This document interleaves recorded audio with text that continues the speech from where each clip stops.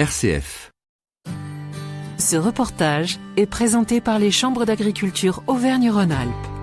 Bonjour Jean-David Bézamy. Bonjour Vanessa. Vous nous accueillez sur votre exploitation et ça commence par une petite balade en fourgon. Avec vos 3 associés, vous récoltez 850 tonnes de pommes, 150 tonnes de poires chaque année. Et je vous ai demandé sur ces 35 hectares de commencer par me montrer un endroit qui vous tient à cœur ou qui symbolise pour vous l'exploitation. Où est-ce que vous allez m'emmener avec votre fourgonnette ? Alors on va descendre dans le cœur du verger, une zone un petit peu centrale qui nous permet d'avoir une vue globale sur l'ensemble du verger et sur tout son environnement. Bonjour. Oh. Alors moi je sens le chat, peut-être que tu sens le chat. Qu'est-ce que t'en dis ? Non, là tu sens le micro. Ah oui, donc c'est bien vous, je me demandais s'il y en avait d'autres, c'est bien vous qu'on voit du bord de la route là. Ouais. On peut pas vous louper en fait, c'est immense. Non. Et ça fait combien d'arbres là par exemple, vous savez ? Alors on va être à peu près, les distances de plantation vont être un peu différentes en fonction des variétés et des zones. Et au global, on est à peu près à plus de 50 000 arbres plantés sur notre exploitation. D'accord. Alors au-dessus de nos têtes, c'est les voiles d'hivernage, c'est ça ? Alors pas du tout. Ce sont des filets paragrêles, enfin anti-grêle exactement, que l'on déploie après la floraison au printemps jusqu'à la récolte. Pour sauver d'éventuelles intempéries qui pourraient tout ruiner en fait. Tout à fait. C'est là. Attends, tu vas sortir. Chacun son tour le chien, d'abord c'est moi.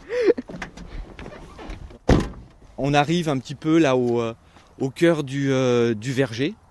On a une vue un petit peu sur l'ensemble de notre région avec le Jura en face, le vuage qui est de ce côté et une perspective un petit peu de nos vergers. Et là au cœur, un noyer où on a implanté le verger autour et sauvegardé le noyer lui-même. Toute cette exploitation là, elle est certifiée haute valeur environnementale.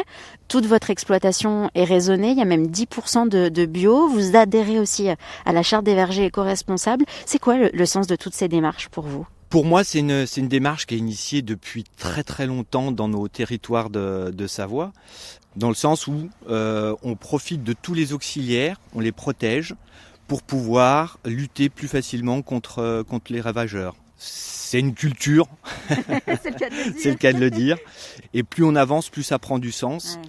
On sait que les gens ont une attente sociétale par rapport à ça.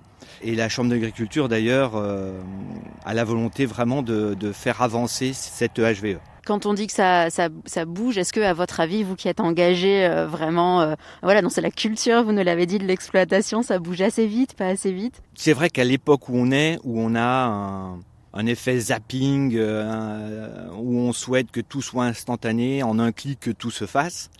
Là, on vit avec la nature. Tout est vivant. Par exemple, en arboriculture, si on veut faire du bio ou aller vers plus de critères environnementaux, il faut aussi choisir des variétés qui soient un peu plus résistantes à certaines maladies. Et un verger dure 25-27 ans. Donc quand on fait ces changements-là, il y a un pas de temps qui est nécessaire.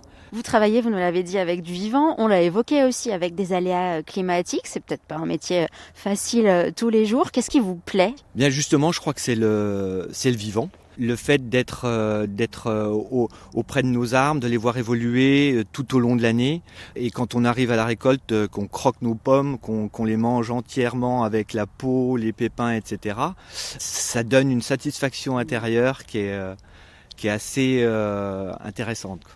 Et quand on discute avec les gens, qu'on leur présente vraiment ce qu'on fait, qu'on leur dit tout le travail nécessaire depuis la récolte jusqu'à la récolte d'après, en passant par la taille, l'éclaircissage, etc.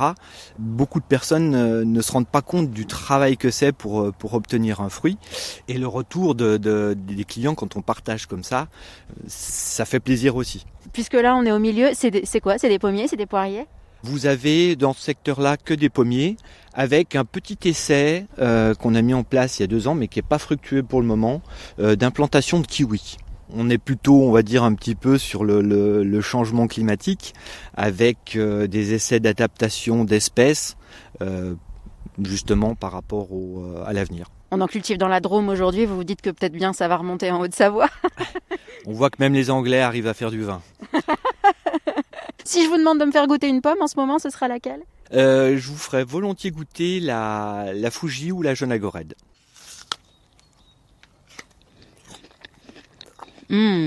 Délicieuse la jaune Agorède, bien sucrée. Merci beaucoup Jean-David Bézamy. Merci beaucoup.